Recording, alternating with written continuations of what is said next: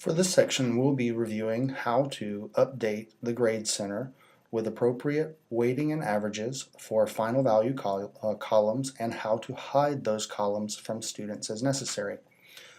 So here we are in a traditional online course. What we want to do is we want to scroll down to the course management in the bottom left, and you'll see a Grade Center tab. Click on Grade Center. And when you click on Grade Center, you'll see Full Grade Center. It's the second one down. Click on that.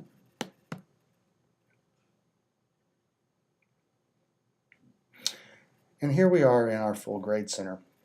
So what we want to do first is we want to create a calculated column for the final grade average. So here you'll see Create Calculated Column.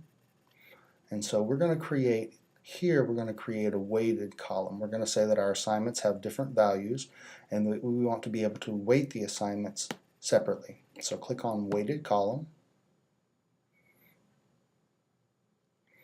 And the first thing to do is to give it a name. And so here I've already had one created, and it's a final average to date.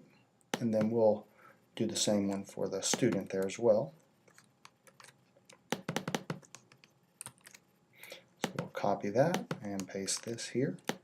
So we have a column name and then we have a Grade Center name for the column as well. And then under the description, this column displays the student's final grade of all current graded assignments. So we have a column name, we have a description.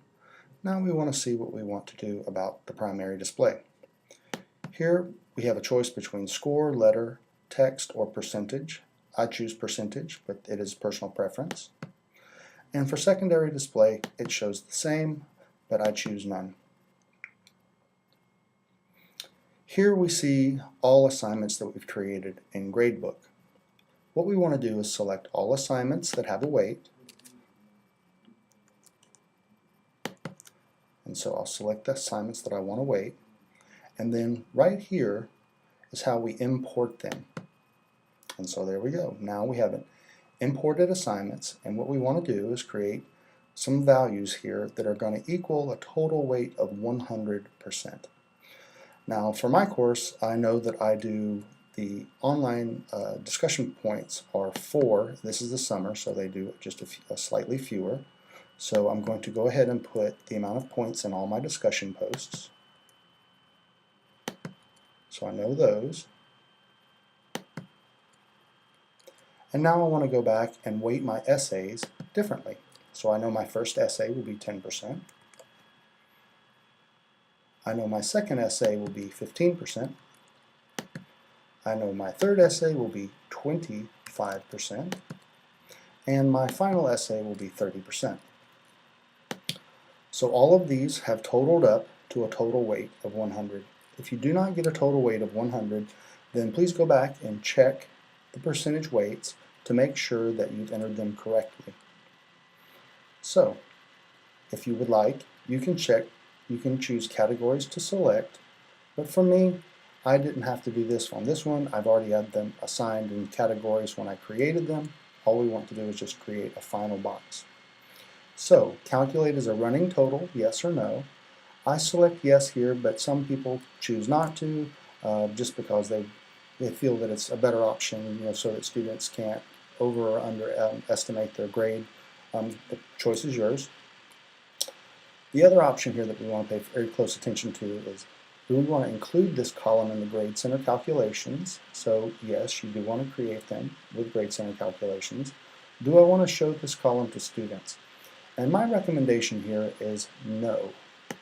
So you begin with no, because if there's been an error in the way that you've entered the calculations, you don't want it popping up in front of the student, and the student get very scared or very elated that they're doing very, very poorly or very, very well. So it's better to hide the column from the students in the beginning. We can change this, and I'll show you how. So here we want to click Submit.